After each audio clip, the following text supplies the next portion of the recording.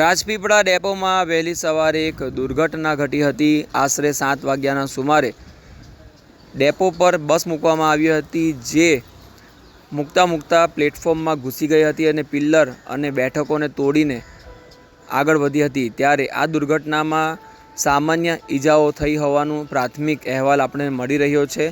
બસ કયા હિસાબે શું કારણ હોઈ શકે કે અંદર ઘૂસી ગઈ, બ્રેક ફેલ હોઈ શકે, ડ્રાઈવરની ભૂલ હોઈ શકે, તે તપાસનો વિષય છે। પરંતુ રાજપીપળા ડેપોમાં ઘટેલી આ દુર્ઘટના બાદ મુસાફરોમાં ભય જોવા મળ્યો હતો।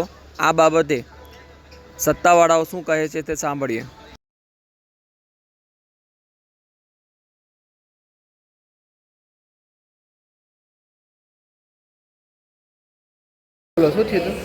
અમે ચા પીતા હતા ઘરે, અહીંયા બેઠા હતા, પછી તરત ભાગી ગયા। બસ આવતી હતી, પછી અમે આખું સજું ઉપર પડી ગયું, પછી મેં મારી જાતે ખેંચી લીધા, દબાઈ ગયા હતા। અમે બેઠા હતા, અમને ખબર નથી, ચા પીતા હતા, એમને પી દીધી, મેં ચા પીધી હતી। આપણને ખબર થોડી કે બસ આવી રીતે અંદર આવી જાય એમ। કોણ છે તમારો? મારા ઘરવાળા છે। ક્યાંથી? અમે પ્રતાપનગરથી। પ્રતાપનગરના છે? ના, અમે દાહોદના છે। ઘરે જવાનું હતું। ઉર્મિલાબેન। આપણા જે રાજપીપળા ડેપોની બસ હતી, બસ નંબર GJ18ZT 279 નંબરની ગાડી રાજપીપળા દાહોદ, સવારે 7:15 કલાકે એને પ્લેટફોર્મ પર તે મૂકતા બ્રેક ફેલ થઈ ગઈ, કાં તો તે વેક્યુમ ને ઓછું હોવાને કારણે બસ ડેપોમાં ગાડી અંદર ઉપર પ્લેટફોર્મ લગીને આવી ગઈ હતી ને કોઈ પણ તે મુસાફરને કોઈ કઈ ઈજા થયેલ નથી। શું નુકસાન થયું છે?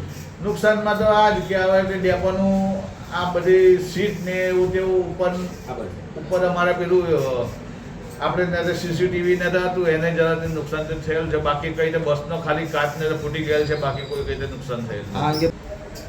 અમારા ડેપોની બસ ને હોય ને તો સાંજે એને આપણે મેન્ટેનન્સ ને બધું જ ને કરવામાં આવે છે, પણ હવે એને ડ્રાઈવર ભાઈની ભૂલ હોય કે ગમે તે કે કઈ વેક્યુમને ભર્યા વગર ને તે ગાડીને આવવા દીધી હોય તો તે વેક્યુમ ન હોવાના કારણે કદાચ બ્રેક ઓછી લાગે કે ના લાગે એવું તેવું બની શકે।